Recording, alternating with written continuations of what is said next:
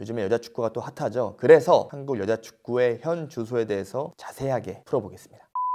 안녕하세요. 축구판 EBS 본격 축구정보 공유 방송 융TV입니다. 여러분, 올해 6월에 프랑스에서 피파 여자 월드컵이 열리는 거 알고 계시나요? 또 추첨도 다 나왔습니다. 한국은 개최국 프랑스와 노르웨이 그리고 나이지리아와 같은 조에 속해 있고, 또 무엇보다 공식 개막전을 파리 생제르맹 홍구장인 파르크 데 프랑스에서 프랑스와 치릅니다. 프랑스와 인연이 있었죠. 4년 전 월드컵에서 우리 대표팀은 16강에 올랐었는데 그 16강에서 프랑스의 벽을 넘지 못했었고요. 물론 아주 어려운 조편성으로 보입니다만 최근 10년 또 무엇보다 한국 여자 축구를 이끈 그 황금 세대의 거의 마지막 월드컵으로 여겨지기 때문에 그래서 더욱더 특별한 의미가 있습니다. 윤덕여 감독이 이끄는 여자 대표팀은 최근 국내에서 2차례 평가전을 치렀습니다. 아이슬란드를 초청해서 이번에 경기를 치렀었는데요. 아주 뜨거운 응원도 있었고 사람들의 관심도 많았었죠. 우선 아이슬란드는 본선에서 만날 프랑스 혹은 노르웨이를 예정한 또 가상의 상대로 볼 수 있습니다. 윤덕여 감독 역시 큰 체구의 선수들을 미리 경험해 볼 수 있는 경기, 이렇게 평가를 했었는데요. 우선 여자 축구는 남자 축구보다 피지컬과 그리고 체격적인 요소가 경기 결과에 더 직접적으로 반영됩니다. 무엇보다 최근 이 여자 축구의 세계적 흐름을 봐도 남자와 같이 우수한 피지컬을 갖춘 선수들이 기술적인 역량까지 잘 갖춘 모습을 보이는데, 상위권 팀들은 진짜 약점이 없는 무결점의 선수가 되는 거죠. 여자 피파 랭킹을 보면 이런 부분을 더 잘 이해할 수 있습니다. 최근 랭킹을 보면 1위가 미국이고요, 2위가 독일, 3위가 잉글랜드, 4위가 프랑스, 그리고 아시아에서 가장 높은 순위를 차지한 일본이 7위입니다. 북한은 11위, 우리 대표팀은 14위입니다. 제 생각이지만 여자 축구를 한정해서 볼 때 10위권 이상의 국가들은 솔직히 어나더 레벨, 다른 차원의 팀입니다. 넘사벽이에요. 물론 남자의 경우 조금 그거는 다른 것 같아요. 피파 랭킹 2위가 지금 프랑스인데 16위 네덜란드한테 지는 경우도 있고, 지난 월드컵 때 피파 랭킹 1위 벨기에도 일본한테 고전했듯이 그런 경우는 나오긴 하는데, 여자 축구는 남자보다는 이런 전력 차이가 확실하고 뚜렷한 것 같습니다. 월드컵에서 우리 대표팀이 만날 팀들을 살펴보면 프랑스가 4위, 노르웨이가 12위, 그리고 나이지리아가 38위입니다. 1승 1무 1패만 하면 16강의 가능성이 높기 때문에 전략을 잘 짜야 될 텐데요. 이번에 평가전을 치른 아이슬란드 감독이 말했습니다. 한국은 일단 나이지리아를 잡아야 하고 노르웨이랑은 50대 50이고 프랑스는 현실적으로 좀 버겁다, 이렇게 얘기를 했는데 우리 대표팀이 본선에서 취해야 할 전략이 그대로 나오는 것 같습니다. 이제 본격적으로 여자 축구의 상황에 대해서 얘기를 해보겠습니다. 전 세계적으로 당연한 상황일 수 있지만 남자부보다는 여자부가 덜 활성화되어 있습니다. 대신 마음먹고 키우기로 하면 그만큼 생각보다 성과가 빠르게 나오는 게 최근 여자 축구의 흐름입니다. 예를 들어 말씀드리면 지금 한국을 대표하는 지소연 선수가 뛰고 있는 첼시 레이디스도 지소연 선수의 입단 초기 때는 여러 가지 환경이 열악했습니다. 심지어 첼시에서 이 정식 예산이 나오지 않다 보니까 그 당시 첼시의 베테랑 선수였던 존 테리, 이런 선수들이 베테랑들을 주축으로 해서 돈을 모아서 레이디스 운영하라고 직접 사비로 보태주기도 했어요. 왜냐면 존 테리 선수의 어린 딸이 레이디스에서 같이 훈련을 하는 경우도 있었기 때문입니다. 하지만 3, 4년 전부터 이제 첼시가 본격적으로 레이디스를 키우기 시작했습니다. 그러다 보니까 정식 훈련장인 코밤에서 훈련도 하고 남부 런던 쪽에 정식 레이디스를 위한 경기장도 매입을 해서 레이디스는 거기서 홈 경기도 치르고요. 그러면 이제 지소연 선수 통장에 월급 입금되면 입금자면 로만인가요? 첼시뿐만 아니라 맨체스터 시티, 그리고 최근 레이디스를 출범시킨 맨체스터 유나이티드 등 이런 빅클럽들을 위주로 레이디스에 대한 투자가 잉글랜드도 강화되고 있습니다. 그러다 보니 자연스럽게 리그 전체가 성장이 되죠. 리그의 성장은 바로 대표팀의 경기력 강화로 이어집니다. 그래서 잉글랜드 대표팀이 지금 여자 피파 랭킹 3위입니다. 한국도 리그가 있습니다. WK리그, 사실상 프로리그죠. 전 세계에서 여성부가 풀타임 프로리그로 운영되는 곳은 많지 않습니다. 독일, 프랑스, 미국, 스페인, 그리고 일본, 이런 나라들이 대표적인데요. 한국도 그 중에는 전체적인 운영이나 배우나 환경 자체는 나쁘지 않습니다. 이번 월드컵이 한국 여자 축구를 대표했던 황금 세대에 어떻게 보면 마지막 국제대회가 있다고 말씀드렸었는데, 이번 대표팀은 과거 17세 월드컵 우승 그리고 20세 월드컵 3위, 이 멤버들이 성장하여 주축이 된 대표팀입니다. 말 그대로 한국 축구의 황금 세대, 골든 제네레이션의 집결체죠. 1990년대 한국 축구의 1세대와 달리 지금 활동하는 선수들은 처음부터 축구 선수로 육성된 선수들이 대부분입니다. 과거에는 이제 다른 종목 하다가 육상하다가 하키하다가 15세 혹은 17세 그때쯤에 축구로 종목을 바꾼 1세대 선수들이 많았는데, 그때는 분명히 다른 환경이죠. 우리나라가 17세 월드컵에서 트로피를 들어올린 게 벌써 9년 전, 그러니까 2010년에 있었던 일인데요. 한국 축구 최초의 피파 주간대회 우승이기 때문에 이때만 해도 정말 이 축구계가 난리가 났었죠. 하지만 안타깝게도 지난 시간 동안 기대한 만큼의 발전은 없었습니다. 기록만 봐도 17세 월드컵에서 2010년 우리 대표팀이 우승을 했지만 이후 3차례 대회에서는 모두 아시아 예선조차 통과하지 못했고요. 작년에 8년 만에 본선에 올랐지만 조별리그에서 곧바로 광속 탈락했습니다. 한 단계 더 올라가 보죠. 20세 월드컵 역시 2010년 3위 대단한 업적이었었는데요. 2010년에 3위를 차지하고 2014년 대회에서 8강까지 올랐지만 최근에 열렸던 2018년 대회에서는 역시 아시아 지역 예선에서 탈락했습니다. 말씀드린 대로 2010년 17세, 20세 카테고리에서 큰 업적을 이룬 이후에 굉장히 여자 축구가 활성화되고 잘 될 것 같았는데 그동안 구체적인 목표와 전략의 수행이 잘 안 되다 보니까 이런 상황이 만들어진 것 같습니다. 그러던 사이에 국내 실업팀, WK리그팀 그리고 학원팀들이 연이어 해체하면서 선수층은 더욱더 큰 타격을 받았습니다. 2017년 대한축구협회 발표 자료에 따르면 한국 여자축구팀 수는 총 70개 그리고 등록 선수는 1,499명입니다. 그런데 일본은 약 3만 명, 프랑스는 7만 명, 잉글랜드는 10만 명, 독일은 25만 명의 여자축구 선수가 등록해서 활동 중입니다. 2010년 황금 멤버들이 지난 10년 동안 주축에 대해서 한국 여자축구를 지탱해 왔습니다. 반대로 말하면 그만큼 세대 교체도 잘 수행되지 않았고 세대 교체가 잘 수행되지 않은 이유는 밑에서 잘하는 선수들이 그만큼 부족했다는 걸 의미하죠. 물론 작년 동아시아컵을 필두로 A 대표팀도 세대 교체가 지금 어느 정도 활발하게 진행 중이지만 최근에 이런 청소년 연령대 결과들이 말해주듯이 결코 우리 대표팀에게 좋은 상황은 아닙니다. 사실 이런 저변에서 2010년에 그런 놀라운 성과들이 나온 것 자체가 기적이겠죠. 물론 대한축구협회 역시 여자축구 활성화를 위해서 노력을 하고 있습니다. 지난 2015년 조금 늦었지만 여자축구 발전 전담팀을 따로 구성해서 운영을 하고 있는데 안타깝게도 큰 성과는 나오지 않았고요. 대신 최근에 진행한